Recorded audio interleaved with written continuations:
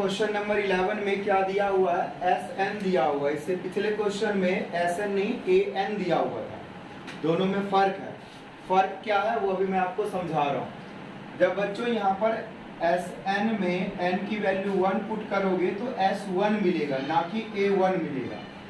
Last question में हमें A1 मिल रहा था। तो n इक्वल टू यहाँ पर 1 रखोगे तो S1 हो जाएगा 4 इंटू 1, 1 का स्क्वायर यानी 4 में से 1 माइनस 3 आ गया। इसी तरह से n इक्वल टू आप 2 लोगे तो S2 आ जाएगा 4 इंटू 2 माइनस 2 का स्क्वायर, ये हो जाएगा 8 माइनस 4 इक्वल टू 4। इसके बाद n इक्वल टू अगर आप 3 रखोगे तो S3 इक्वल टू 4 इंटू 3 का स्क्वायर, ये आ जाएगा 12 माइनस 9 इक्वल टू 3। तो इसी तरह से आप S4 S5 ये सब निकाल सकते हो। मैं S4 भी निकाल देता हूँ। तो S4 4 इंटू 4 माइनस 4 का स्क्वायर, यहाँ हो जाएगा 16 माइनस 16 इक्वल टू 0।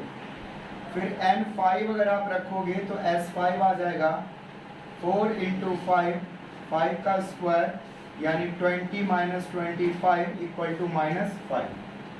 तो यहाँ पर बच्चों क्या आया, S1 S2 S3 S4 S5, A1 A2 A3 ये नहीं आया। आपको निकालना है A1 A2 A3 ये सब, तभी AP आएगा। तो सम से टर्म कैसे निकाला जाता है इस चीज को ही आपको तरीके से समझना है। तो इस समझने के लिए एक चीज देखो, AP होता कैसे, AP लिखा रहता है A1 प्लस, तो AP होता क्या, मैं ये समझाने की कोशिश कर रहा हूँ आपको। A1 या आप सम में ना भी लिखो तो A1, A2, A3, A4, A5, A6, A7, इस तरह से ये AN तक AP होता है। जब आप इसको सम में लिखते हो तो सम में क्या आ जाता है, A1, A2, A3, A4 dot dot dot plus में AN।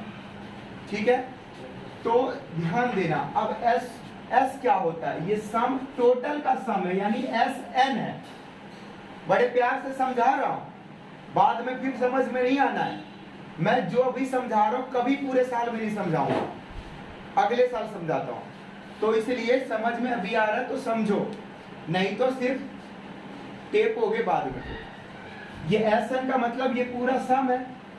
लेकिन बच्चों यहां पर सिर्फ इसकी बात करूं तो ये A1 जो है ना, ये S1 भी है।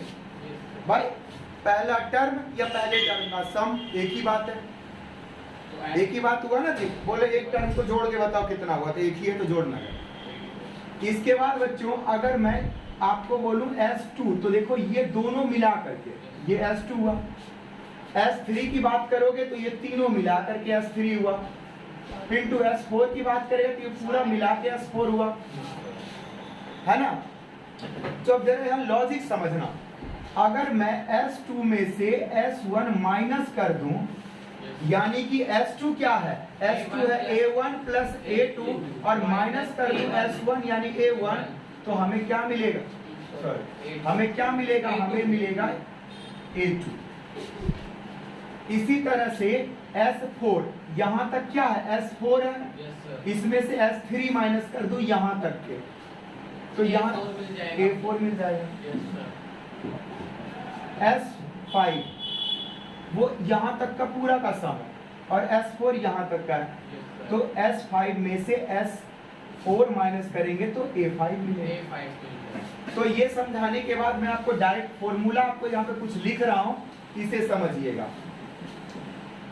देखो S2 माइनस S1 ये आ जाएगा आपका A2, क्योंकि देखो S1 तो खुद ही वो A1 है। S3 माइनस S2 ये आ जाएगा A3, S4 minus S3 A4।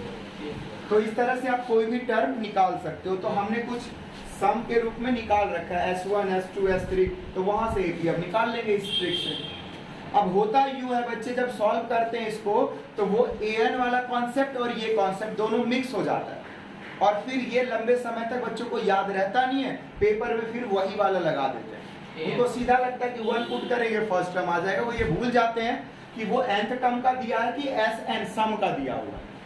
ठीक है, तो अगर ये छोटी सी बात आपको याद रहेगी कि सम का दिया हुआ कि nth टर्म का दिया हुआ, तो आप सही करोगे, नहीं तो गलत हो जाएगा।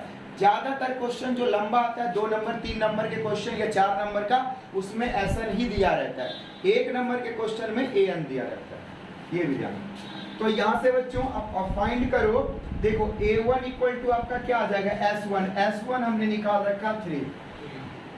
उसके बाद A2 हमारा आ जाएगा, ये हमने निकाल रखा S2 में से माइनस S1, और यहाँ से हो जाएगा 4 - 3, तो 4 - 3, तो ये क्या हो जाएगा 1। इसके बाद A3 निकाल लोगे तो A3 कितना आ जाएगा S3 minus S2 equal to 3 - 4 यानी -1। इसके बाद A4 भी आप अगर निकालना चाहो तो S4 माइनस S3, S4 हमारा है 0 और ये है -3, तो ये हो जाएगा -3। तो और ज़्यादा निकालने की ज़रूरत नहीं, यहाँ से आपका AP फॉर्म हो गया है। AP का फर्स्ट टर्म आया है आपका 3, सेकेंड टर्म आया है 1, थर्ड टर्म आया है -1, फोर्थ टर्म आया है 3 माइनस में डॉट डॉट डॉट। यहाँ से बच्चों A आपको मिला 3, D देखो क्या है 1 - 3 हो जाएगा -2, D आ चुका है। अब देखो जो जो पूछा है वो आप लिख दो। देखो S1 पूछा आप निकाल चुके हो, S2 निकाल चुके हो, A2 निकाल चुके हो, A3 निकाल चुके हो, A10 पूछा है तो A10 निकाल दो। A10 equal to A plus 9D। A हमारा 3 है और D जो है वो -2 है, तो मल्टीप्लाई 3, यहाँ से आ गया 18 माइनस में, माइनस करो -15 आ गया। इसके बाद nth टर्म पूछा है। nth टर्म मतलब वो n नहीं पता आपको, तो देखो nth टर्म का फॉर्मूला आप जानते हो A plus n minus 1 D, तो यहाँ पर हो जाएगा A यानी 3 n -1 इंटू में -2। यहाँ से हो जाएगा ये 3 -2 इसके साथ मल्टीप्लाई -2 है, इसके साथ मल्टीप्लाई तो 2, और ये यहाँ से ये हो, ठीक है। 5 - 2 है, तो ये हमारा nth टर्म आ रहा है। ठीक है, तो इस चीज का एक बार फिर आपको समझा रहा हूं, जब इस तरह से आपको an दिया रहे, मान लो n² 1 दिया है, तो ये an दिया हुआ यानी nth टर्म, यहाँ पर 1 पुट करोगे तो फर्स्ट टर्म आएगा, 2 पुट करोगे सेकंड टर्म AP का। लेकिन जब सम दिया रहता है तो वो सम ऑफ टर्म आता है, यानी जितने टर्म का भी वो सम आएगा, ना कि वो टर्म आता है। तो इस चीज का ध्यान रखना, जब सम वाला होगा तो AP निकालने का यही है, अगले सम में से पिछले सम को माइनस करोगे तो वो टर्म आएगा, इस चीज का ध्यान रखना। ठीक है, तो नोट डाउन करो, इसमें और भी कुछ पूछा होता तो हम निकाल सकते थे। कई बार बच्चे nth टर्म निकालने में कंफ्यूज रहते हैं कि n तो दिया हुआ नहीं, अरे n के रूप में ही आंसर आ जाएगा। हमने पिछले एक क्वेश्चन पीछे किया था जिसमें कि हम लोग सम निकाल रहे थे और वो n² आया था सम, जो कि वो n के टर्म में ही पूछा होता है। ठीक है, तो बच्चों आगे के क्वेश्चंस देखते हैं। 12, 13, 14 और 15 मैंने ऑलरेडी कर रखा है, काफी इजी क्वेश्चंस हैं, आप आसानी से समझ जाओगे कम समय में, इसलिए हमने इसे सॉल्व कर रखा था। चलिए देखिए, 12 नंबर क्वेश्चन में दिया हुआ है कि आपको सम निकालना है 14 6 के ऐसे इंटीजर जो कि 6 से क्या हो डिविजिबल हो, ऐसे इंटीजर जो 6 से डिविजिबल हो, तो फर्स्ट 40 यानी पहले 40 ऐसे इंटीजर आपको लेना है जो 6 से क्या हो डिविजिबल। ठीक है, तो देखो ऐसे कौन कौन से इंटीजर है, 6, 12, 18, 24, एक तरह से 6 का मल्टीपल ही हो गया, डॉट डॉट डॉट। तो इसमें फर्स्ट टर्म क्या हो गया 6, D कितना हो गया 6 हो गया, क्योंकि इसमें से ये -6, और n क्योंकि इसने बोला पहले 40 40, तो 40 हमारा n हो गया। ये सम के फॉर्मूले में हमने सारी वैल्यू पुट करा, कैलकुलेट करने के बाद ये आ गया आपका आंसर, सिंपल क्वेश्चन। 13 नंबर क्वेश्चन में देखो, find the sum of first 15 multiple of 8। तो 8 का मल्टीपल क्या होता है, 8, 16, 24, 32 लाइक दिस। इस तरह से कितने 15 मल्टीपल्स 15, तो n हमारा 15 हो गया। तो S15 निकालने के लिए बच्चों n/2 होता है, तो n15/2 2a होता है। a की वैल्यू देखो 8 है और d की वैल्यू क्या है, इसमें से इसको माइनस करोगे 8 आ जाएगा। 15 तो n-1 होता है, तो यहाँ पर 15 - 1। इसे आपने सॉल्व किया, सॉल्व करने के बाद आपको फाइनली आंसर आ जाएगा 960। ठीक है, तो इस तरह से ये क्वेश्चन भी सॉल्व हुआ। इसके बाद बच्चों नेक्स्ट 14 नंबर क्वेश्चन जो है, 14 नंबर क्वेश्चन में कह रहा है find the sum of odd number between 0 to 50। तो 0 से 50 के बीच में कितने ऑड नंबर हैं? ऑड नंबर कहाँ से स्टार्ट होंगे? यहाँ पर 1 से, तो 1 3 5 7 और लास्ट में क्या होगा 49। तो ये ऑड नंबर हमने लिख लिया। अब यहाँ से सम निकालना इन सबका, लेकिन ये कितने हैं? 40 है, 50 है, 10 है, 20 है, नहीं पता। तो हम लोग an के फॉर्मूले से n निकाल लेंगे। तो n निकल के आया 25। कैसे? तो देखो an क्या है 49 और यहाँ पर a1 हो गया 1, d हो गया 2, इसमें से इसको माइनस करोगे अगले में से पिछले को, तो nth टर्म का फॉर्मूला लगाया an a प्लस n-1d उसके बाद 49 equal to 1 plus n-1 into 2। यहाँ से 48 कैसे आया? ये 1 इधर माइनस में आया और ये 2 डिवाइड में आएगा 24, फिर ये 1 इसके साथ प्लस तो n25। जब n25 आ गया तो s निकाल लो, यानी सम निकाल लो उसका। n के प्लेस पर 25, a के प्लेस पर 1, d के प्लेस पर 2, कैलकुलेट करो तो फाइनली आपको 625 मिल जाएगा, 625 का आंसर। ठीक है, ज़्यादा कुछ इसमें कॉम्प्लिकेशन है नहीं।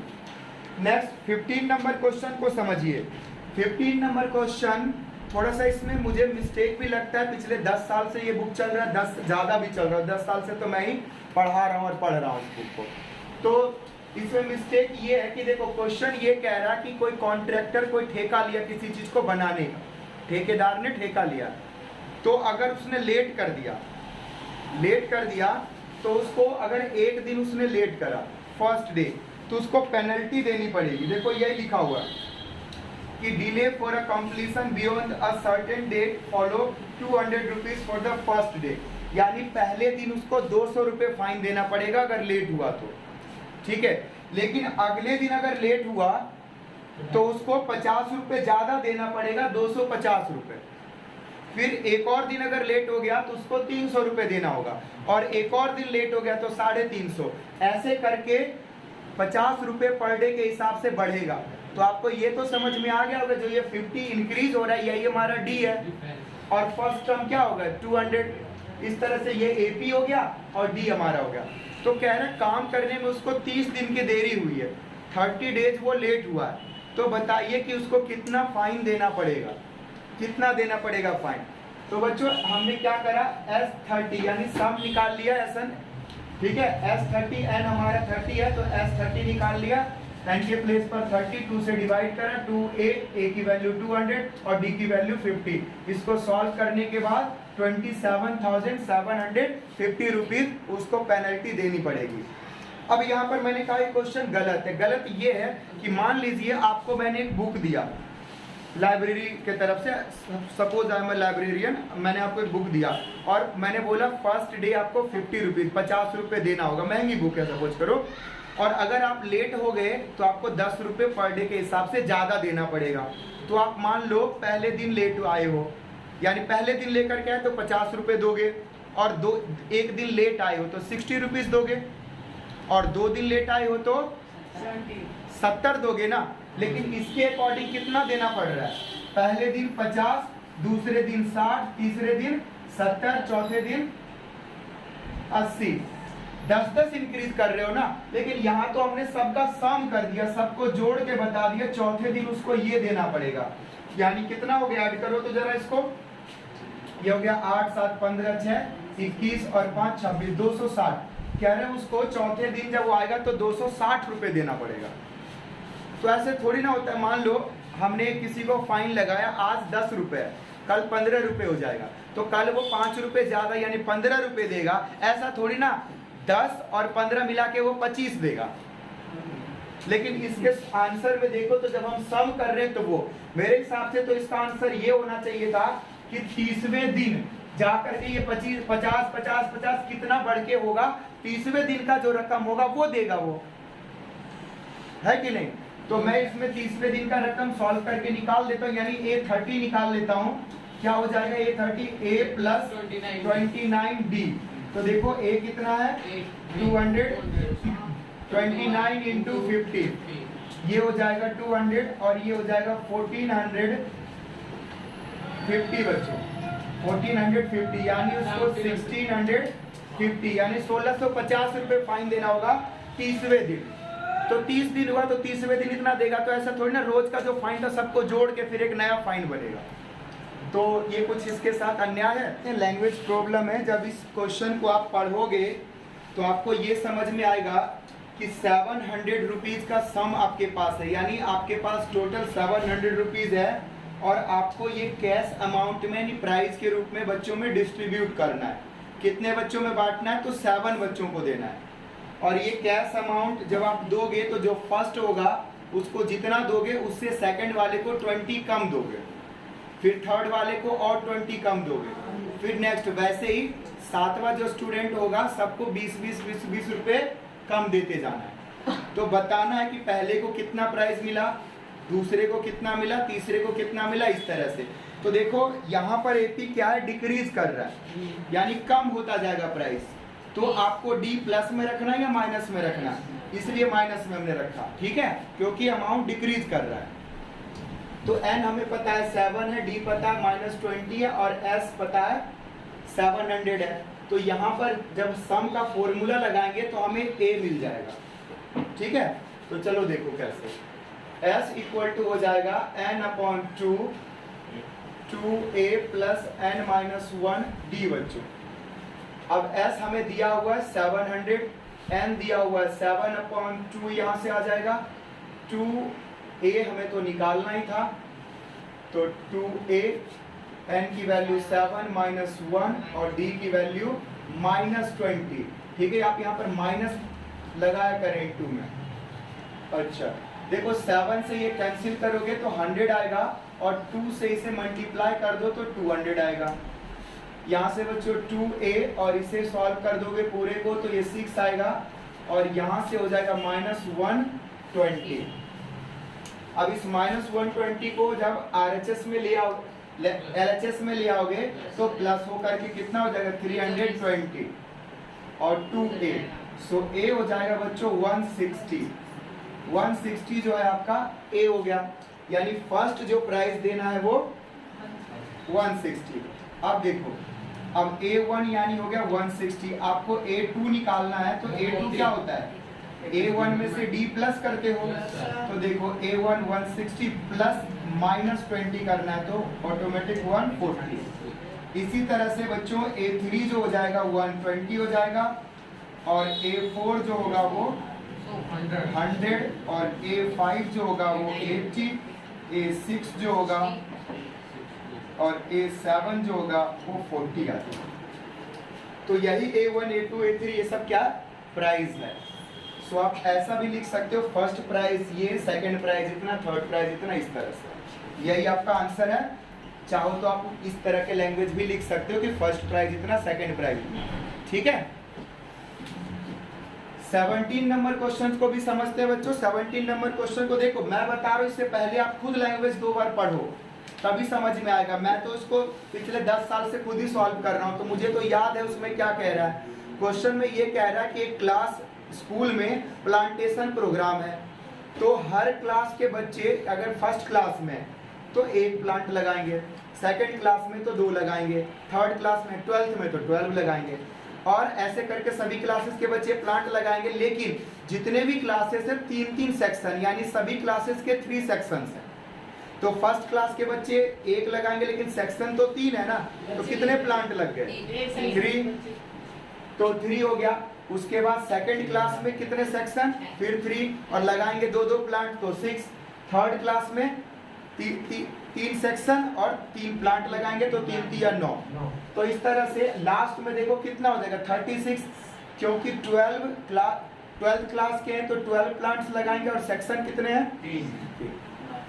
ठीक है, नंबर ऑफ स्टूडेंट से नहीं मतलब क्लास, फर्स्ट क्लास के तो 1 लगाएंगे और सेक्शन 3 है तो 3 लगेगा और सबके सेक्शन 3 है। अब यहाँ से देखो ये अपने आप में एपी तैयार हो गया 3, 6, 9, 12 और लास्ट में 36। आपको निकालना है टोटल कितने प्लांट लगे, तो एस निकाल दो, सम निकाल दो। तो वेरी सिंपल स्टूडेंट, एन कितना होगा 12, 12 क्लास है। चलो सम का फॉर्मूला लगाओ, शॉर्ट में कर रहा हूँ सॉल्व। देखो 12/2 a यानी 2 × 3 प्लस 12 - 1 d कितना है 3 है। इसमें से इसको माइनस करो, यहाँ से इसको कैंसिल करोगे 6 आएगा, ये भी 6 आ गया, यहाँ से 11 3 जा 33 और ये 6, यहाँ से ये 39। अब 39 को 6 से कर दो क्या मल्टीप्लाई, तो ये आ जाएगा 234। चेक करो इसका आंसर, बहुत ही सिंपल था। ठीक है, तो इस तरह से ये क्वेश्चन भी सॉल्व हुआ। 18 नंबर क्वेश्चन को समझते हैं। 18 नंबर क्वेश्चन में बच्चों स्पाइरल बना हुआ है, यानी यहां से इसका रेडियस दिया हुआ 0.2, यानी 0.2 का मतलब हाफ सेंटीमीटर, और स्पाइरल का ये लेंथ हुआ देखो ये, और ये क्या होता है सरकमफ्रेंस, यानी हाफ सरकमफ्रेंस। सेमी सर्कल बन रहा है ना ये हाफ, तो ये L1 जो हुआ एपी का फर्स्ट टर्म हुआ, तो L1 आपको निकालना पड़ेगा। इसी तरह से ये जो L2 हुआ ये सेकेंड टर्म हुआ, इसके लिए रेडियस चेंज हो जाएगा, रेडियस 1 सेंटीमीटर आ जाएगा। इसके बाद ये A3 हुआ यानी L3, इसके लिए रेडियस 1.5 हो जाएगा, और ये जो इसके लिए रेडियस 2 हो जाएगा। तो वो आगे कंजुगेटिव उस तरह से 0.5 इंक्रीज कर रहा है, किस में एपी में नहीं, रेडियस में इंक्रीज कर रहा है। जैसे सम और nth टर्म का था ना फॉर्मूले में चेंज, तो यहाँ पर भी है, रेडियस से नहीं निकलेगा लेंथ से निकलेगा एपी। तो आप सबसे पहले क्या करो, इस क्वेश्चन में आप कैलकुलेट करो बच्चों, यहाँ सॉल्व कर रहा हूँ 18 का सॉल्यूशन। ठीक है, L1 निकालो, L1 क्या होगा देखो पाई r, 2 पाई r होता है ना फॉर्मूला, सरकमफ्रेंस का क्या होता है 2 पाई r, ये हाफ है तो ओनली पाई r, तो पाई r का मतलब बच्चों 22/7, और रेडियस कितना है, तो रेडियस है 0.5, तो 0.5 ये रहा 0.5। अब मल्टीप्लाई कर दो, तो 0.5 को जब मल्टीप्लाई करोगे तो ये आएगा 11, या फिर आप इसको फ्रैक्शन में भी लिख लो ना इस तरह से, और कैंसिल कर दो तो आ जाएगा 11/7 सेंटीमीटर, ये आ गया। इसी तरह से L2 निकालो, कॉम्प्लिकेटेड नहीं है, घबराने की कोई बात नहीं, बहुत सिंपल है। देखो पाई r, अब यहाँ पर r डैश यानी R2, ये R1 था ये R2, तो देखो पाई 22/7, r कितना है 1, तो वेरी सिंपल 22/7। इसी तरह से L3, तो देखो फिर से आएगा क्या पाई R3, तो पाई 22/7, R3 कितना है 1.5, 1.5 कितना होता है 3/2, तो यहाँ से ये कैंसिल 11 यानी 33/7। इसी तरह से L4 निकाल लो, तो 22/7, यहाँ से 2 आ रहा है तो 44/7। ठीक है ना। अब AP यही आपको मिल गया, ये L1 L2 L3 यही क्या है AP है। आप चाहो तो AP इस तरह से दिखा सकते हो लिख करके, क्या हो जाएगा 11/7, 22/7, 33/7, 44/7 डॉट डॉट डॉट।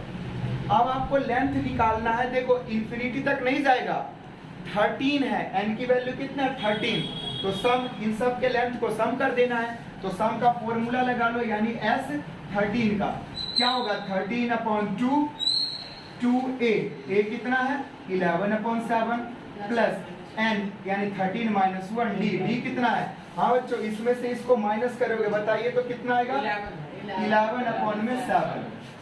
इसको सॉल्व कर लो, टोटल लेंथ आ जाएगा 13/2, यहाँ से आ जाएगा 22/7, और यहाँ से 12 इंटू में 11/7। अब 12 को 11 से मल्टीप्लाई करिएगा तो कितना मिलेगा 13/2, यहाँ से 22/7 प्लस यहाँ से आ जाएगा, देखो ये आ जाएगा 132/7।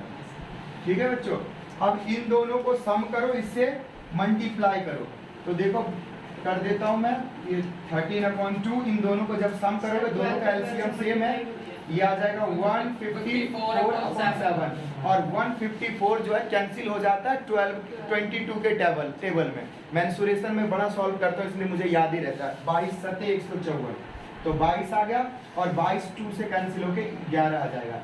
यानी 13 को जब 11 से मल्टीप्लाई करोगे तो आपको आंसर मिलने वाला है 13 और 13, तो ये आ जाएगा 143।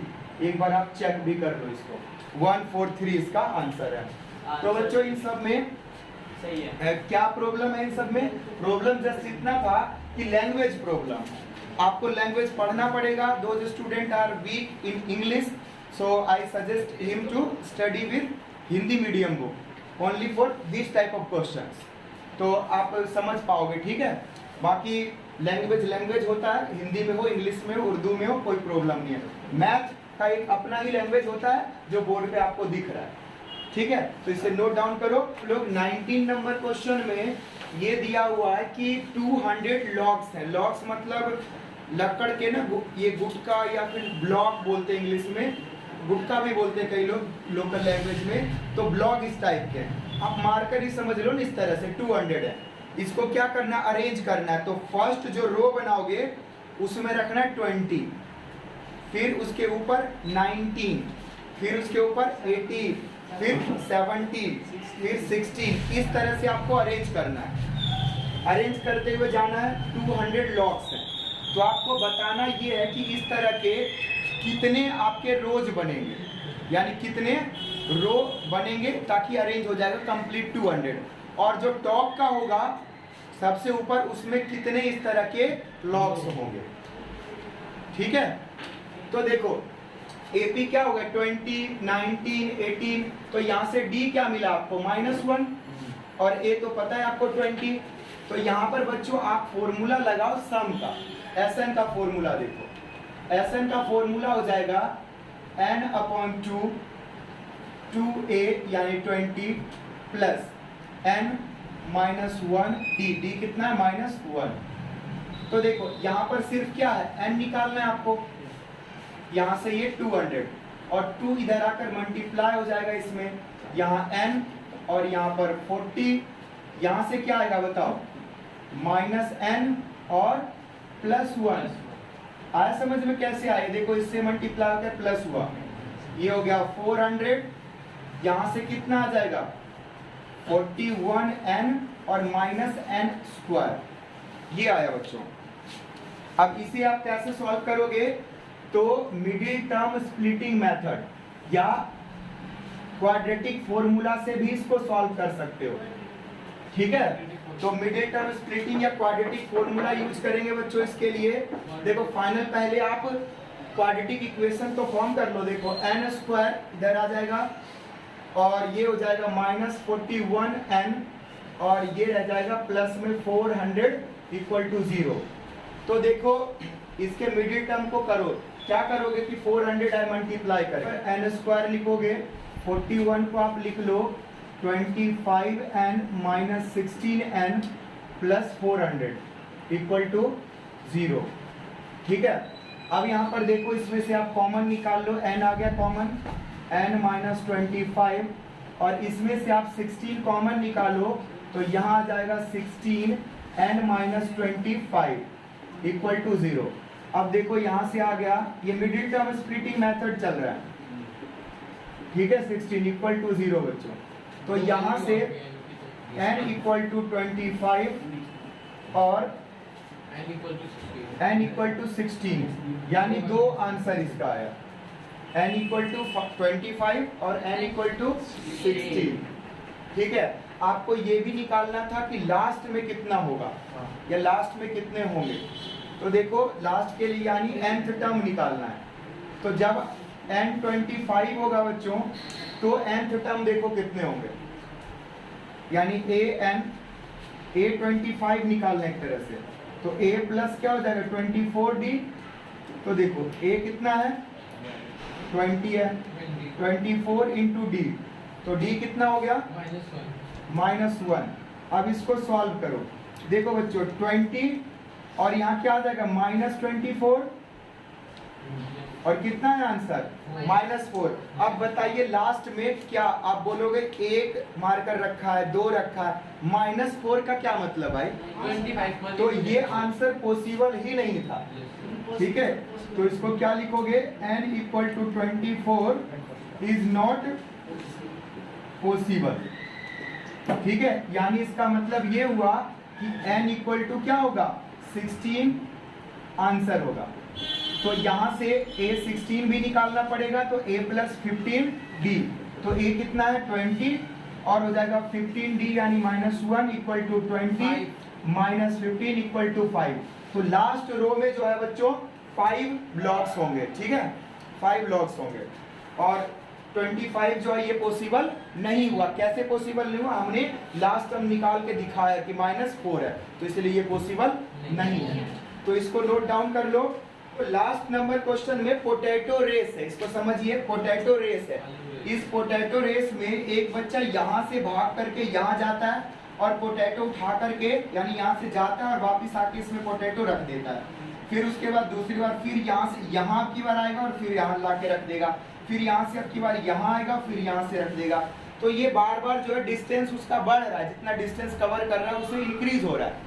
तो ये एपी फॉर्म हो जाएगा। कैसे, तो देखो पहली बार जब यहाँ से चला, यहाँ गया और वापस ला करके पोटैटो रखा तो 10 मीटर उसने डिस्टेंस ट्रेवल किया, 5 जाने में और 5 आने में। तो ये हमारा A1 हो गया। इसी तरह से दूसरी बार बच्चों वो क्या हुआ, यहाँ से वो यहाँ आया तो 5 तो हुआ और 3 और ऐड हो गया, तो ये 8 हो गया और फिर आने में 8 तो 16। इसी तरह से नेक्स्ट के लिए हो जाएगा 11 2 जा 22 और अगले के लिए फिर क्या हो जाएगा 14 2 जा 28। तो यहाँ से ये A1 A2 A3 ये AP फॉर्म हो गया 10 16 22। और इस तरह से 10 पोटैटोज रखे हुए, 10 आलू रखे हुए। तो 10 के लिए आपको सम निकाल लेना है, यानी सम इसका आ जाएगा 10/2 2a, यानी फर्स्ट के लिए कितना था 10 और यहाँ 10 - 1 d कितना है बच्चों, देखो बार बार कितना इंक्रीज कर रहा है, 6 इंक्रीज कर रहा है। अब इस पूरे को सॉल्व करो, यहाँ से 5 आ गया कैंसिल होने के बाद, यहाँ से 20 और यहाँ से 9 6 = 54। तो फाइनली आपको मिल जाएगा 5 × 74 और इसको 5 से मल्टीप्लाई करोगे तो 0 2 ये होगा 370, यानी 370 मीटर जो है आपका फाइनल आंसर आएगा। ठीक है, तो इस तरह से ये एक्सरसाइज का लास्ट क्वेश्चन था। एक्सरसाइज कंप्लीट हुआ और ये वीडियो देखने के लिए और अच्छा लगा वो वीडियो तो बहुत बहुत धन्यवाद। इस वीडियो को लाइक करें और हमारे चैनल को सब्सक्राइब करें, वीडियो को शेयर करें ताकि और लोगों तक पहुंचे। इस तरह से एपी का ये पूरा चैप्टर ही कंप्लीट हो गया। हमने एपी के 4 5 6 आसपास वीडियो डाले हैं। इन सभी वीडियोज को आप लोग जरूर देखिए और अपने दोस्तों में शेयर कीजिए ताकि हमें भी मोटिवेशन मिले और आपको भी इसका फायदा मिले। किसी तरह का कोई प्रॉब्लम हो, दिक्कत हो तो आप व्हाट्सएप पर, यूट्यूब पर कमेंट करें, मैसेज करें, मैं जरूर आपकी सहायता करूंगा। ठीक है, तो धन्यवाद पढ़ने के लिए, देखने के लिए, समझने के लिए।